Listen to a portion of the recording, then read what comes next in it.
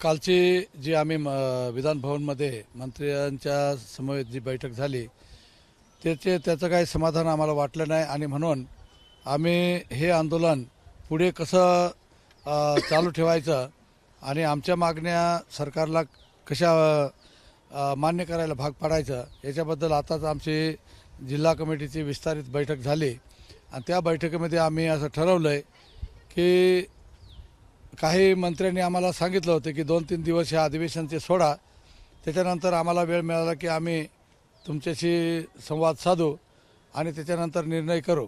आम्ही सरकारला ह्या बैठकीमध्ये 2-3 दिवसाची मुदत देतो आहे अधिवेशन संपेपर्यंत।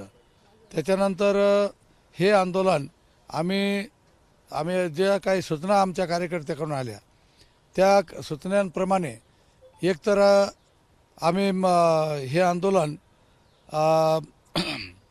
जेल भरोसा करू, पूर्ण लोक एकदा आम्हाला मागण्या मान्य करा, नाहीतर मग आमची पोटापाण्याची व्यवस्था करा आणि पोटापाण्याची व्यवस्था करायची असेल तर जेलशिवाय आम्हाला कोणी देणार नाही। हा एक आमचा मार्ग आहे। दुसरा जो आहे पर्याय तो इथं उपोषणाचा निर्णय आहे। तर जर जेल भरो नाही झालं तो उपोषणाचा मार्ग स्वीकारायचा अशा प्रकारचा दुसरा पर्याय त्याच्यासमोर आहे। आणि जर हे दोन्ही पर्याय बाजूला गेले तर तिसरा पर्याय परत एकदा मुंबईच्या दिशेने लॉंग मार्च हा निघणार आहे। तर अशा प्रकारे आम्ही 3 पर्याय हे 2-3 दिवस म्हणजे 28 आपले आज 28, 29, 30 आपले 29-1 ह्या 1 तारखेपर्यंत हे 3 पर्याय आम्ही निवडलेले आहेत आणि सरकारला हा अवधी दिलेला विचार करायला आपल्यामार्फत सरकारला आवाहन करतोय की त्याने योग्य आणि ह्या सामान्य लोकांचा विचार करून याच्यावरती लवकरात लवकर निर्णय घ्यावा आणि हा प्रश्न इथं थांबवावा, लांबलेला प्रश्न थांबवावा अशा प्रकारची आमची अपेक्षा आहे। आता हे आंदोलन मागे घेताय का तुम्ही, काय करताय? इथे थांबणार आहात की इथून परत माघारी जाणार? सरकारला जी मुदत देताय आमचं म्हणजे असं माघारी इथून उठून जाणार नाही। आम्ही इथंच थांबणार आहोत, परंतु 3 दिवसाची मुदत याच्यासाठी देतोय की हे लोक इथं आंदोलन चालू ठेवतील, सरकारने विचार करावा आणि 3 दिवसानंतर जर सरकारचा कुठलाच काही पर्याय आम्हाला मान्य झाला नाही किंवा सरकारने विचार केला नाही तर आमचं आंदोलन हे 3 पर्यायापैकी 1 पर्याय निवडेल। 1 तारखेनंतर ते तुम्ही हे घेणार आहे? हा, 1 तारखेनंतर आमची भूमिका ठाम कोणती घ्यायची त्या पद्धतीने निश्चित होईल। इथंच आम्ही थांबणार आहोत। ह्या दरम्यानच्या कालच्या बैठकीनंतर आतापर्यंत सरकारकडनं काही संवाद झालाय तुमचे? नाही, अजिबात आतापर्यंत कुठल्याही प्रकारचा निरोप, फोन किंवा काही संवाद असा झालेला नाही।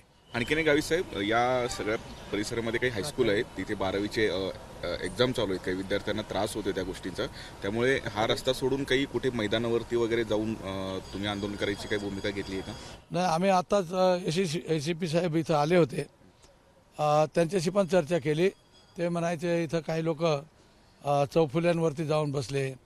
त्या सगळ्या लोकांना आम्ही आमच्या कार्यकर्त्यांना सांगितलं जिथंपर्यंत आपल्याला पोलिसांनी परवानगी दिलेली आहे त्या परवानगीच्या पलीकडे आपण काही करायचं नाही। इथं 3 हायस्कूल आहेत, काही अशोक स्तंभाच्या बाजूला रेसिडेन्शियल लोक आहेत, त्यांची वाहनं पण आहेत, त्या वाहनाला त्यांच्या घरापर्यंत जायला कोणी अडवायचं नाही। विद्यार्थी आहेत, त्या विद्यार्थ्याच्या परीक्षेला, त्याच्या अभ्यासाला किंवा जाण्या येण्याला कोणीही अडथळा करता कामा नये हे आम्ही कडक वॉर्निंग दिलेली आहे आणि त्याची अंमलबजावणी संध्याकाळपर्यंत तुम्हाला दिसेल। आम्ही प्रत्येक तालुक्याची जबाबदारी त्या तालुक्याच्या कार्यकर्त्यांवर सोपवलेली आहे आणि कोणीही अशा प्रकारे नागरिकाला त्रास होईल, विद्यार्थ्याला त्रास होईल किंवा रहिवाशाला त्रास होईल असं कोणीही वर्तन करणार नाही अशा प्रकारच्या आम्ही सूचना दिलेल्या आहेत। समोर न्यायालय, जिल्हाधिकारी कार्यालय, तिथल्या कर्मचाऱ्यांना देखील अडवणूक झाली सकाळी। ते आम्ही सांगतोय की कलेक्टरचं ऑफिस तिकडच्या बाजूला न्यायालय आहे, तो ट्रॅक मोकळा आहे आणि त्या ट्रॅकवरती कोणी गर्दी करायची नाही।